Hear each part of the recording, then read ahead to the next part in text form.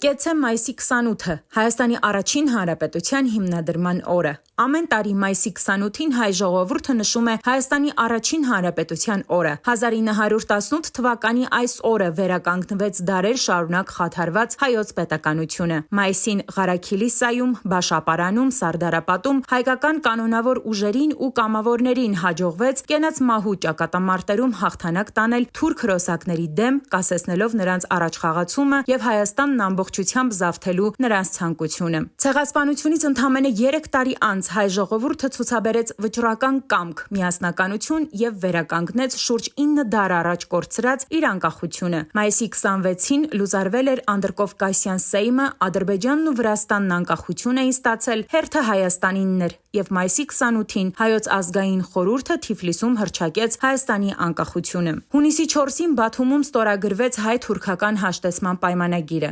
11,000 քառակուսի մետր տարածքի վրա ձևավորվեց Հայաստանի դեմոկրատական հանրապետությունը։ Հայաստանի առաջին հանրապետությունը կարճ ժամանակում կարողացավ ստեղծել պետությանը բնորոշ բոլոր ատրիբուտները։ Ընտրեց խորհրդարան, որի առաջին նախագահը դարձավ Ավետիք Սահակյանը, ձևավորեց կառավարություն, առաջին վարչապետ դարձավ Հովհաննես Քաջազնունին։ Սակայն Հայաստանի առաջին հանրապետության կյանքը շատ կարճ էր։ Ընդամենը 2 տարի։ Հայտնվելով միջազգային հակասությունների բարդ ու խառնակ հանգուցակետում, պարտվելով Թուրքիային, լքված Արևմուտքի օգնությունից, Հայաստանի առաջին հանրապետությունը դադարեց գոյություն ունենալուց։ 1920 թվականի դեկտեմբերի 2-ին Հայաստանը հռչակվել է խորհրդային հանրապետություն, իսկ իշխանությունը ժամանակավորապես հանձնվեց զինվորական հրամանատարությանը Դրաստամատ Կանայանի գլխավորությամբ։ Դեկտեմբերի 2-ի լույս 3-ի գիշերը իր գոյությունը դադարեցրած կառավարության պատվիրակություն Ալեքսանդրապոլում կնքեց հայ-թուրքական պայմանագիրը, որով ավարտվեց հայ-թուրքական պատերազմը։ 1992 թվականից, երբ Հայաստանը կրկին անկախություն ստացավ, մայիսի 28-ը սկսվեց պաշտոնապես նշվել որպես առաջին հանրապետության օր։